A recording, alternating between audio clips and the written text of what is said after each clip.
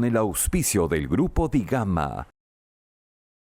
Según encuesta realizada, el 69% de los entrevistados del sector minero vio en alguna oportunidad el programa Rumbo Minero TV. Fuente Ipsos. Bienvenidos a Rumbo Minero. Bienvenido, Miguel, ¿cómo estás? ¿Qué tal, Jorge? Me gusta estar contigo. Bien, tenemos un programa muy interesante. Nos va a acompañar esta vez José González en vivo y en directo. Nos va a acompañar acompañado además del exministro Miguel Castilla. Miguel. Así es, Jorge. Bueno, ellos nos van a presentar un poco el contexto nacional e internacional de la economía en torno a la minería. Así es, yo creo que va a ser una conversación, una entrevista bastante importante, siendo dos personas que conocen muchísimo los mercados mundiales de lo que es valores, de lo que es los minerales y también, por supuesto, de economía mundial y de minería. Así que no se pierda esta entrevista. Ahora, a continuación, quisiera invitarlos a los resultados de la encuesta de Twitter Rumbo Minero de la semana. Adelante, por favor. El ministro de Economía y Finanzas ha anunciado un shock de eliminación de la permisología minera. Los resultados a tal medida son: A. Incrementaría la exploración 56,2%. No tendría efecto 19%. No se realizará 24,8%. Bien, ahí tuvieron los resultados de la encuesta. Acuérdense que al final del programa tendremos la siguiente encuesta de Twitter en Rumbo Minero, para que la siguiente pregunta, la encuesta, para que ustedes puedan participar, por supuesto, toda esta semana.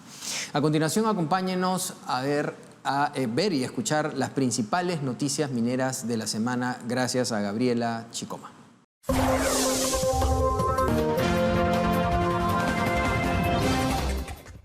Gracias, Jorge. Estas son las principales noticias mineras de la semana. El proyecto minero Zafranal de mediana minería está a la espera de los resultados de la evaluación del estudio de impacto ambiental EIA para el segundo trimestre del 2023. Zafranal producirá concentrado de cobre con bajo contenido de oro durante 19 años de explotación en dos minas a tajo abierto, Zafranal y Victoria.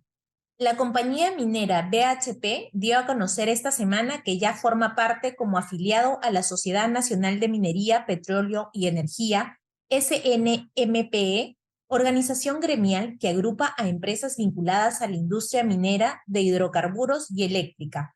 Con este ingreso, la empresa australiana reafirmó su interés en consolidar su presencia en el país y aportar al desarrollo y fortalecimiento de la industria minera.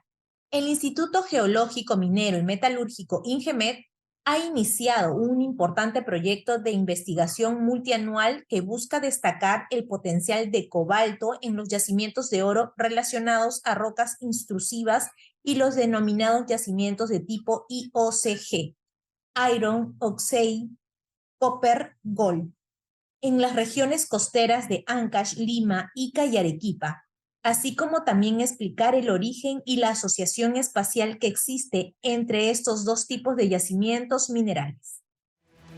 Bien, muchas gracias a Gabriela Chicoma por las principales noticias mineras de la semana. A continuación, como habíamos anunciado, tenemos con nosotros ya a Luis Miguel Castilla, exministro de Economía y Finanzas y director en Vidensa Instituto, y a José González, analista de Wall Street, colaborador de CNN y editor internacional de la revista Rumbo Minero, que esta vez no lo vamos a ver por Zoom, sino en vivo y en directo con nosotros acá en el estudio. Bienvenidos a ambos a Rumbo Minero. Un placer, Jorge. Muchas gracias. Luis Miguel, cuéntanos un poquito en esta primera parte que queremos abordar en el contexto internacional económico y minero. Al cabo de prácticamente un año de incremento de las tasas de interés entre los bancos centrales del G7, ¿cuál es el estado de la economía global y de las perspectivas de esta? ¿En qué estamos ahora? Si uno seguía, Jorge, en las proyecciones que hizo el Fondo Monetario Internacional a comienzos de año, había una mejor perspectiva, igual con riesgos al alza. La inflación seguía siendo la principal preocupación. Pero lo que ha sucedido recientemente ha cambiado un poco la política monetaria.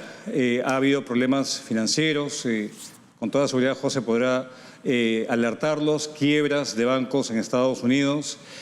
Y lo que se prevé es que, dado que los depositantes en esos bancos son grandes empresas tecnológicas y hay un riesgo de que hayan despidos y se incube una recesión, la perspectiva es que las tasas de interés, en lugar de incrementarse, se reduzcan en lo que resta del año. Esto ha cambiado súbitamente, igual sigue habiendo preocupación por la inflación, pero también hay preocupación por lo que puede ocurrir a nivel del impacto en la economía real de estas quiebras.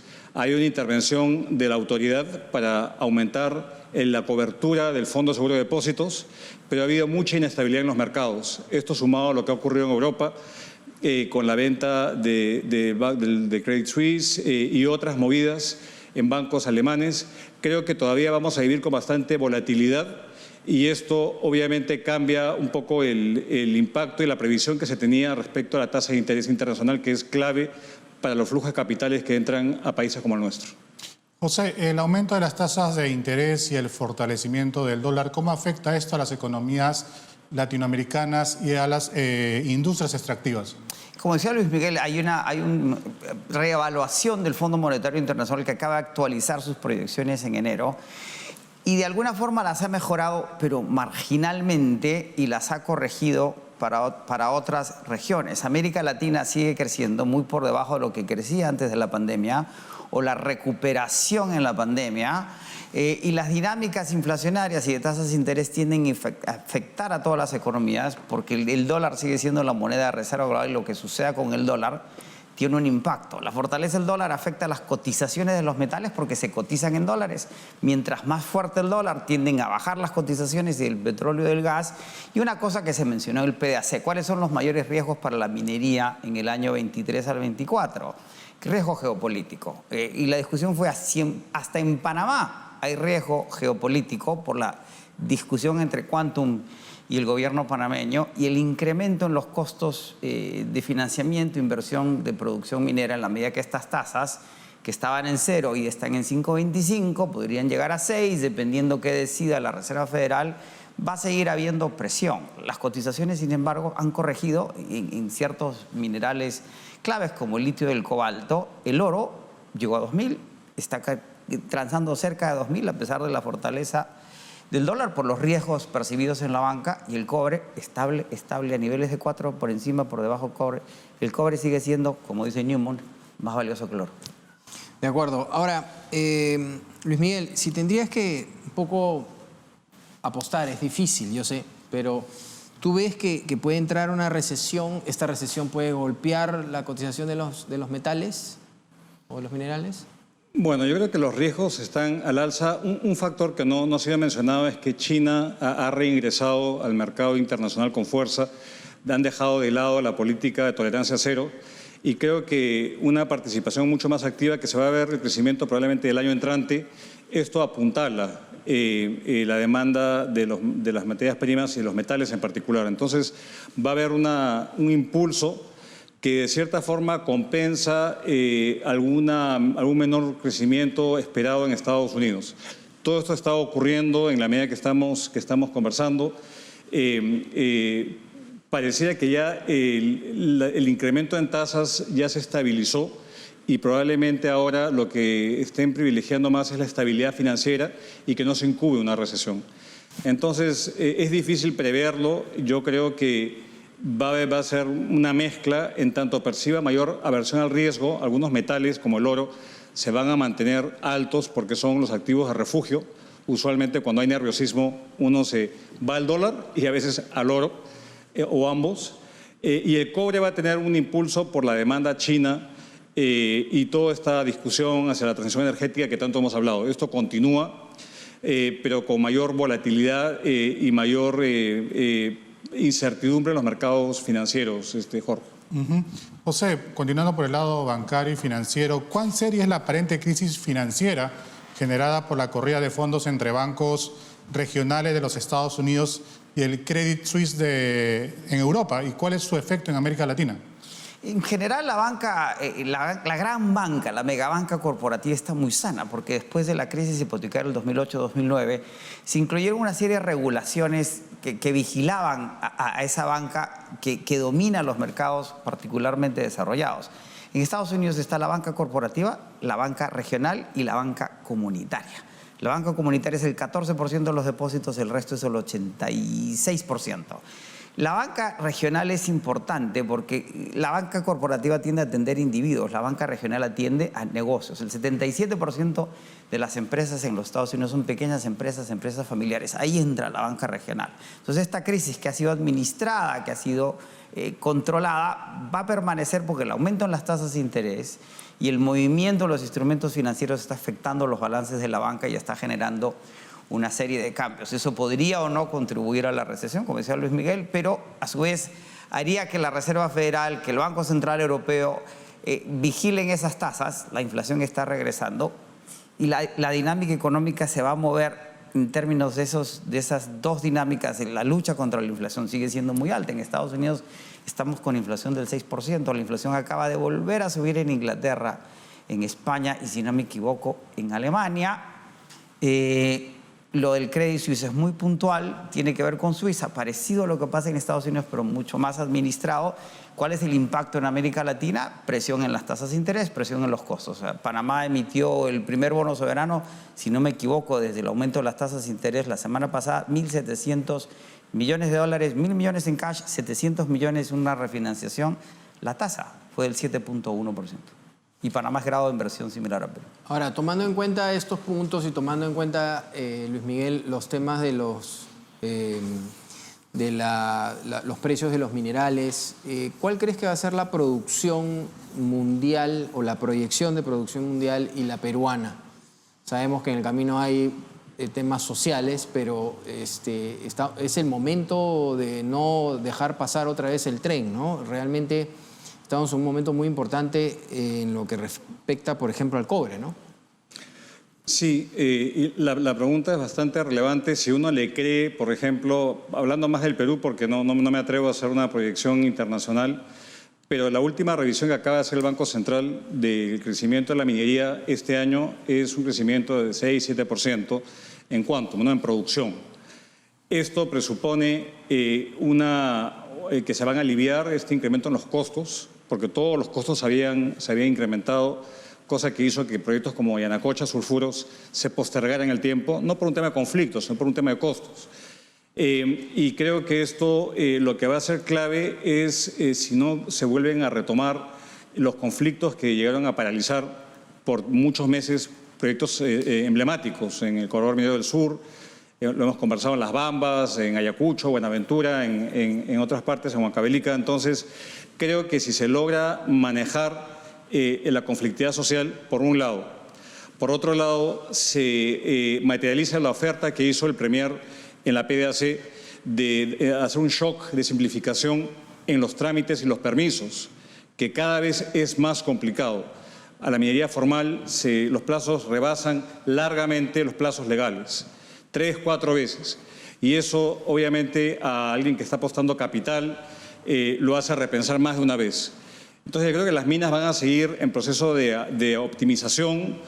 Yo no veo que haya una gran ampliación en el corto plazo, pero todo va a depender de conflictos sociales manejados, de costos que no se vuelvan a disparar y de permisos donde haya una luz al final del túnel y haya seriamente un esfuerzo real y no solamente retórico de comenzar a cumplir los plazos legales que están establecidos y que se incumplen y no hay sanción alguna. En función de lo anterior, José, el oro y el cobre han superado niveles históricos recientes. ¿Tal incremento tú crees que es sostenible en el tiempo? ¿Y cuáles serían los efectos para la economía y sobre todo para la minería peruana? Como señalábamos, el oro, curiosamente, por este tipo de inseguridades, de expectativas de los mercados en relación a las tasas de interés, la inflación y los efectos de los balances de los bancos, ha tomado cierta relevancia en llegar a los niveles que pensábamos hace unos meses a los que no iba a llegar, a mí por la fortaleza del dólar. Ya llegó a los 2.000 y está sentado en los 2000, que es lo que dicen los operadores de mercado que conocen el oro. Los Goldbacks son fanáticos del oro y siguen insistiendo que el oro podría llegar a 2.200, 2.400 este año. Muchas compras de bancos centrales, eso también ha alimentado la demanda, y la oferta de oro no necesariamente es lo que era en el pasado, y en el PDAC también el enfoque, como habíamos mencionado, pasó de metales preciosos a metales críticos, lo cual pone al cobre en el centro de la atención de la transición energética. Queda muy claro por todos los análisis que hay un déficit estructural en el cobre en el mundo, lo cual va a seguir presionando ese precio que está en 4 y debería quedarse en 4 y debería seguir subiendo a 4. En términos de oro, Newmont en el Perú dice que van a dejar de ser una mina de oro y se van a convertir en una mina de cobre, y lo que podría incentivar es que estos proyectos que están detenidos, que se diseñaron con precios del cobre mucho más bajos, empiecen a ser mucho más atractivos. El costo-beneficio tiende a favorecer la producción. Vamos a una pausa comercial y regresamos con ustedes para la segunda parte de la entrevista. Para este año 2023, la inversión minera en el Perú superaría los $5.600 millones, permitiendo así marcar la pauta para el crecimiento económico del país. A través de Minpro 2023, impulsamos las transacciones comerciales de la gran industria minera y sus proveedores. Separa tu stand y participa en la rueda de negocios más importante del sector minero, que abrirá sus puertas el 27 y 28 de junio en el Hotel Westin, la cual será liderada por el ingeniero Roque Benavides, presidente del directorio de Compañía de Minas Buenaventura. No dejes pasar la oportunidad de presentar tus productos y servicios al sector más importante para la reactivación económica. Haz negocios con el sector minero, separa tu stand y participa en la rueda de negocios de Minpro 2023.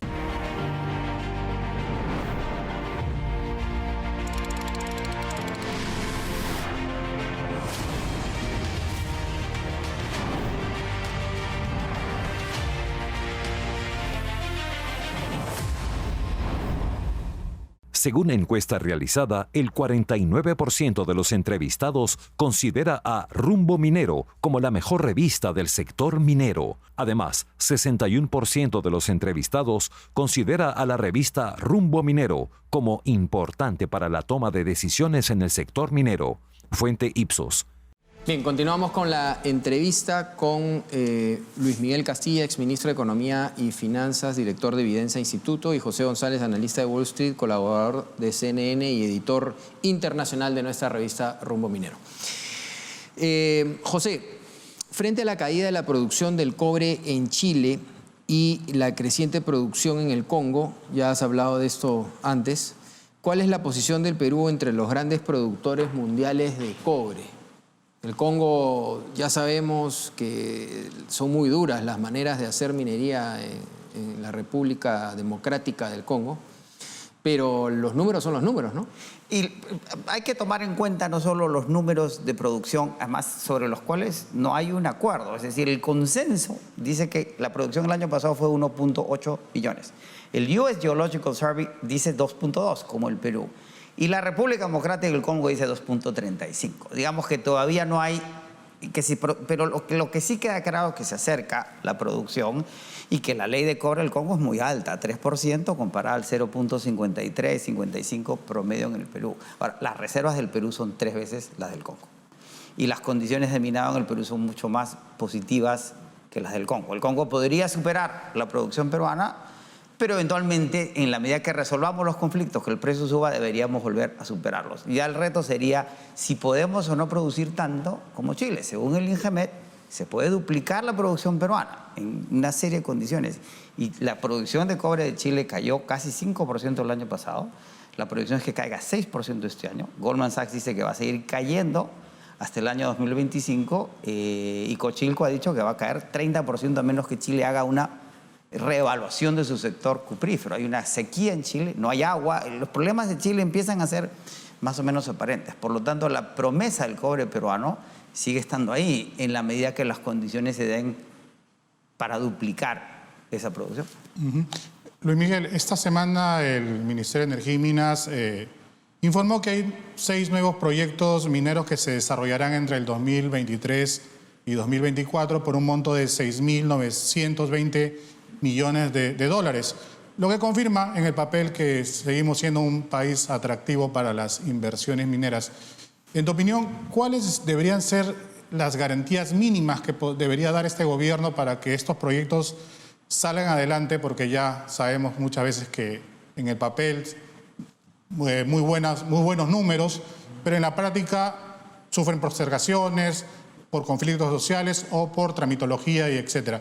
¿Cuáles son esas condiciones mínimas que debe dar el gobierno para que estos proyectos se puedan llevar a cabo? A ver, yo creo que ya lo está haciendo reabrir una discusión tributaria, por ejemplo, que vimos que afectó tanto las expectativas de inversión en un momento dado, no contribuyó a nada y ese es un capítulo ojalá cerrado y que no lo vuelva a reabrir. Lo segundo, creo yo, es que este equipo de acompañamiento que está en el MEF, donde ya tiene una cartera de 9 proyectos por 10.000 millones. Me imagino que algunos de los que ha mencionado el ministro de Energía y Minas están en esa oficina de seguimiento de la inversión, funcione y funcione bien.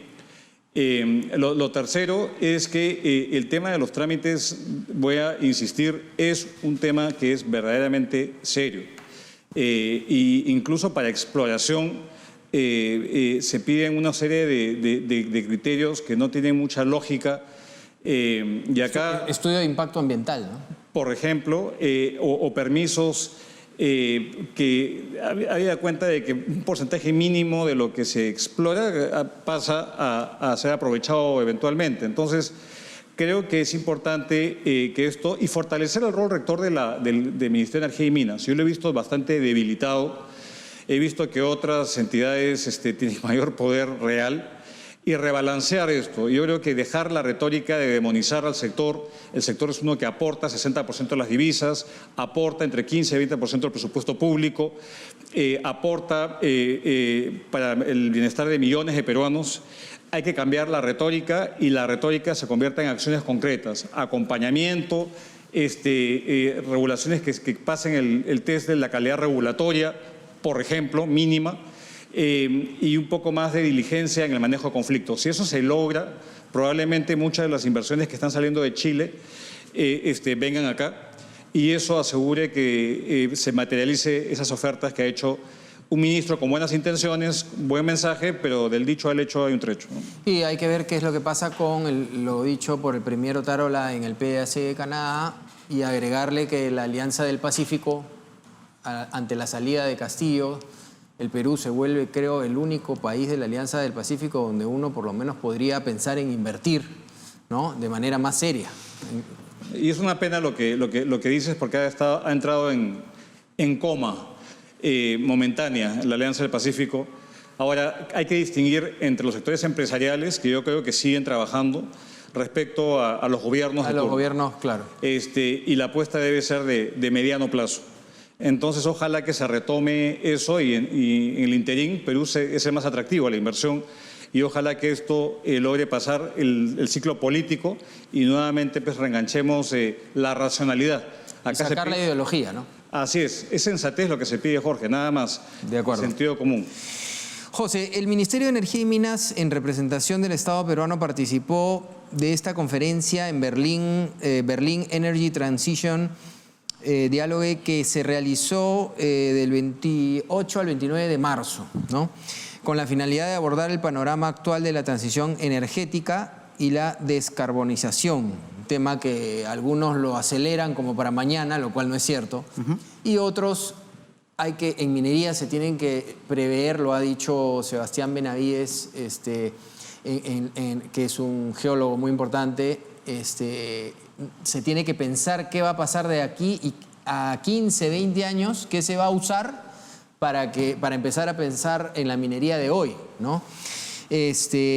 Ahora, ¿cuáles son las oportunidades realmente hablando de la transición energética para la minería peruana? Porque algunos dicen ya, ok, dejamos el tema del petróleo de lado y empezamos a hacer todos energéticos. No es así. Los autos, por ejemplo, a energía todavía faltan años, pero la proyección, vuelvo a decir, en minería es de esa manera. Uno tiene que proyectarse aquí a los próximos 10, 15 años, ¿no? El tema del calentamiento global, ya podemos, con las series de data, es muy claro que la discusión sobre el calentamiento global está llegando a una racionalidad y a una sensatez, como decía Luis Miguel, que es muy claro, que tiene sentido. La COP27 es el Grupo de Trabajo de Naciones Unidas. 27 son 27 años de discusiones.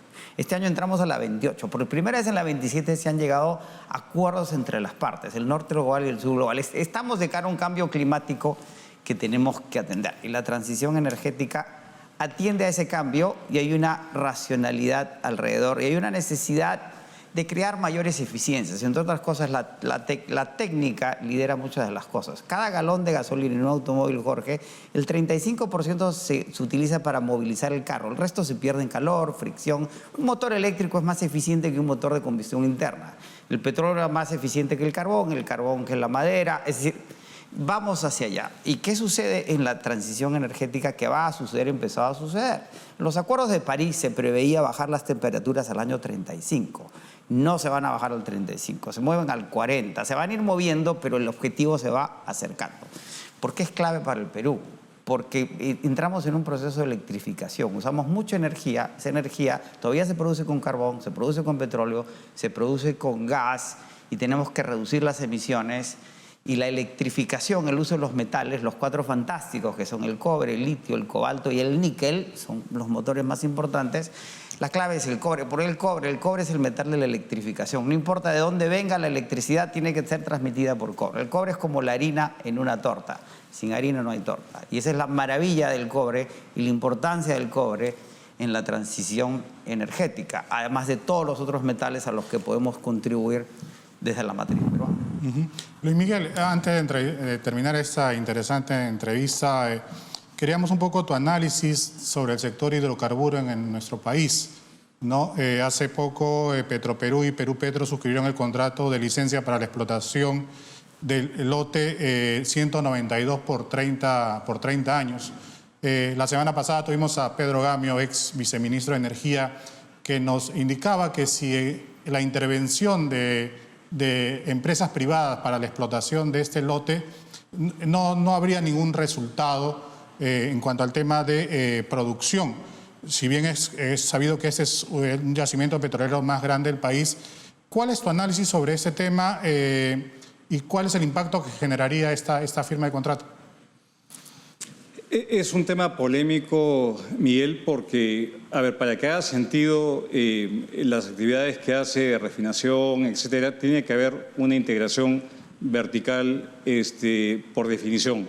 El tema es que no sé si tenemos las instituciones o las empresas para tomar riesgo y que este riesgo sea bien manejado y no aumentar las contingencias como de hecho ha ocurrido en Petroperú. Entonces, lo que asegura la entrada del capital privado es justamente mitigar esos riesgos y que finalmente no lo acabemos pagando todos los contribuyentes.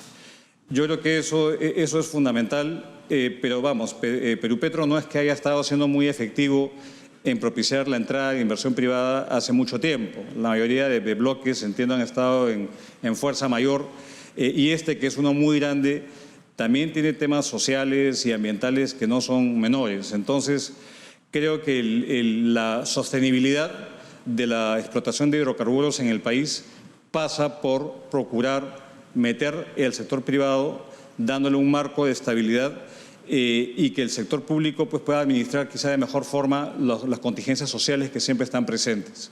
Yo lo que quisiera, antes de acabar rápidamente, vinculado al tema que comentaba José de la transición energética, es que acordémonos que a veces las modas también son complicadas. El Perú tiene una matriz energética limpia, bastante limpia, porque es basada en gas natural principalmente, hidroenergía.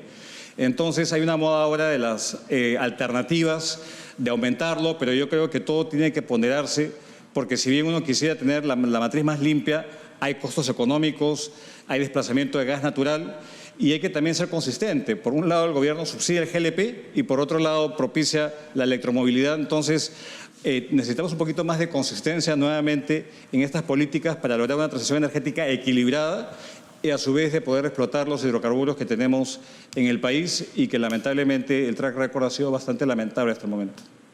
Excelente. Bueno, lamentablemente hemos llegado al final del programa.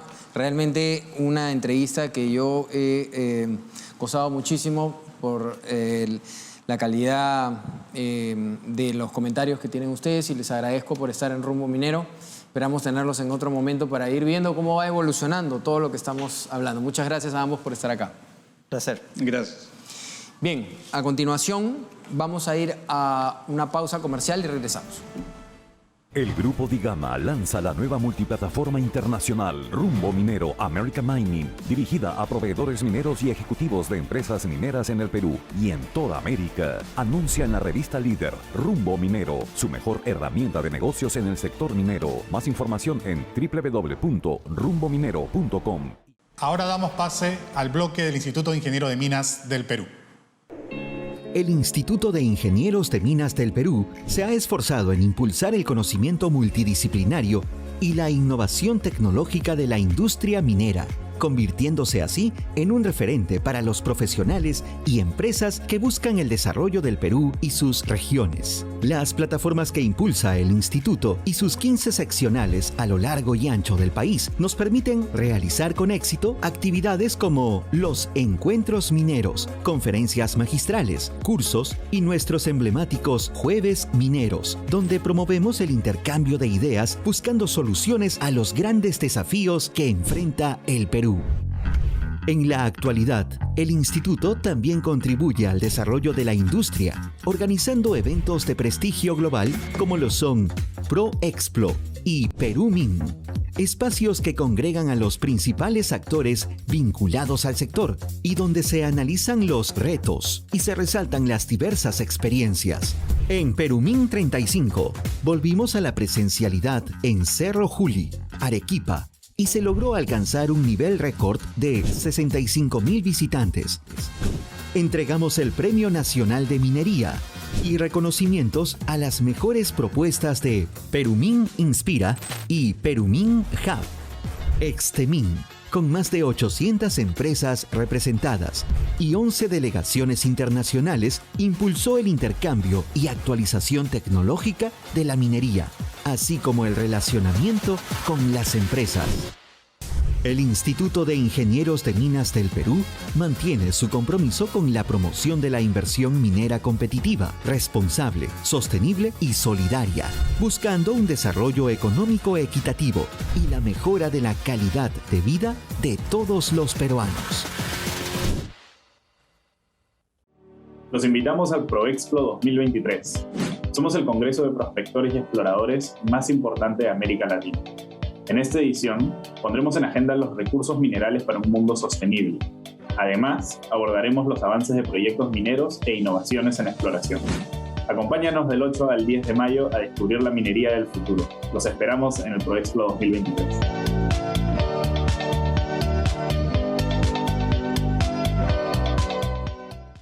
A continuación, acompáñenos a ver el bloque de los proveedores mineros.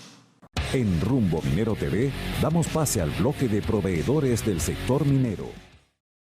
Bien, en nuestro bloque de proveedores nos encontramos con el ingeniero Jimmy Córdoba, encargado del área comercial de minería para Perú y Bolivia de la empresa Flowway Perú. Dándole la bienvenida a Jimmy, quisiéramos que nos cuente, por favor, cuántos años vienen trabajando en el sector minero y cuál es el portafolio de productos o servicios que brindan a las empresas. ¿Qué tal, Jorge? Mira, Flowway es una empresa alemana, fabrica equipos para la separación centrífuga desde hace más de 70 años para diferentes aplicaciones, incluyendo también la minería. Desde 2000 ya empieza a desarrollar equipos más robustos, diseños específicos para la separación de relaves, concentrados y lodos mineros. Se trata de la serie Z de decantadores centrífugos. En Perú tenemos presencia desde hace más de 20 años y en el 2018 abrimos la filial para desarrollar netamente el mercado minero. Contamos con taller de servicios en Lima, almacén de repuestos y oficinas comerciales en Lima y Arequipa. Para el sector minero ofrecemos los decantadores centrífugos que permiten separar el sólido y el líquido de una pulpa, relave o lodo. Permiten de forma continua y sin paradas de mantenimiento obtener el agua clara, lista para su reuso y disponer de los lodos o relaves deshidratados para una correcta disposición o almacenamiento. Ventajas: no requiere paradas para limpieza de filtros porque no los tiene, bajo OPEX y mantenimiento o cambio de repuestos de desgaste o consumibles cada 2 años, demora como máximo 4 días y se hace en las mismas instalaciones del cliente. Jimmy, coméntanos un poco cuáles son los objetivos comerciales para este 2023 y si tienen planes de expansión de sus operaciones a nivel nacional. Tenemos proyectos en desarrollo en importantes empresas mineras.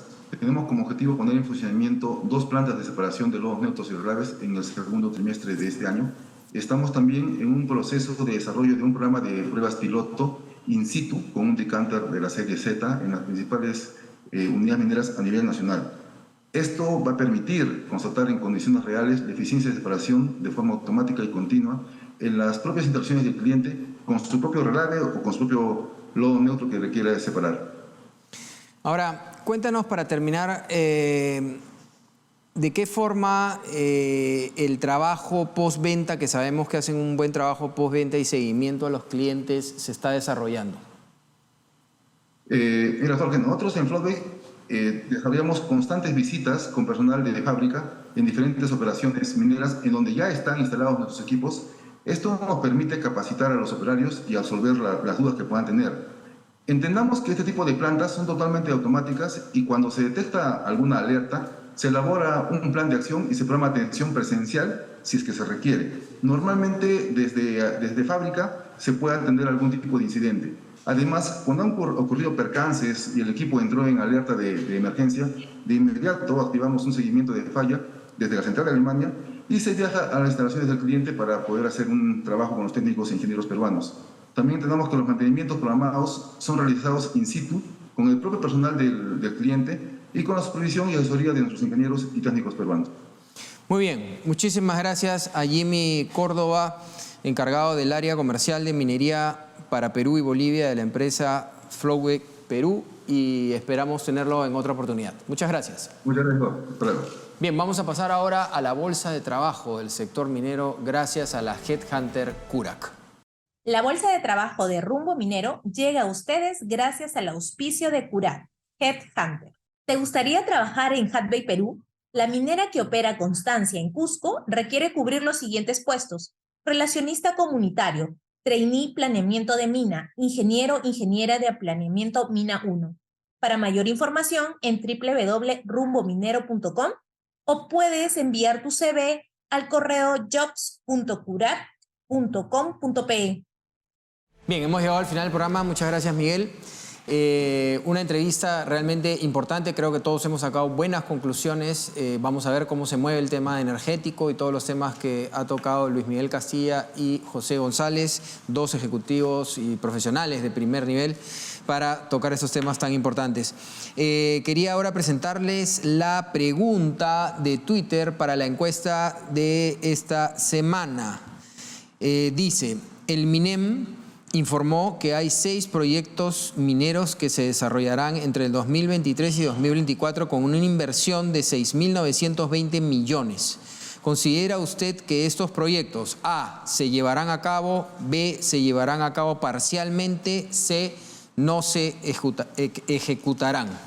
Puede entrar usted inmediatamente a la encuesta en Twitter y poder participar de ella. Queríamos agradecerles. No se olviden, si usted quiere tener la revista Rumbo Minero de manera gratuita, puede entrar a www.rumbominero.com y puede bajarse inmediatamente cada 45 días una revista que realmente cada vez está dando más que hablar por su calidad, como es Rumbo Minero y todos sus grandes artículos desarrollados por profesionales como José González, por ejemplo, y muchos más. No se olviden de vernos todos los fines de semana por esta misma señal. Y a continuación acompáñenos, que nos vamos a ver Perú Construye y a escuchar Perú Construye, el programa para hablar de infraestructura y construcción. Por este lado les agradecemos muchísimo por estar con nosotros y espérenos en unos minutos para hablar de Perú Construye. Muchas gracias. Para este año 2023, la inversión minera en el Perú superaría los 5.600 millones de dólares, permitiendo así marcar la pauta para el crecimiento económico del país. A través de Minpro 2023, impulsamos las transacciones comerciales de la gran industria minera y sus proveedores. Separa tu stand y participa en la rueda de negocios más importante del sector minero, que abrirá sus puertas el 27 y 28 de junio en el Hotel Westin, la cual será liderada por el ingeniero Roque Benavides, presidente del directorio de Compañía de Minas Buenaventura. No dejes pasar la oportunidad de presentar tus productos y servicios al sector más importante para la reactivación económica. Haz negocios con el sector minero, separa tu stand y participa en la rueda de negocios de Minpro 2023.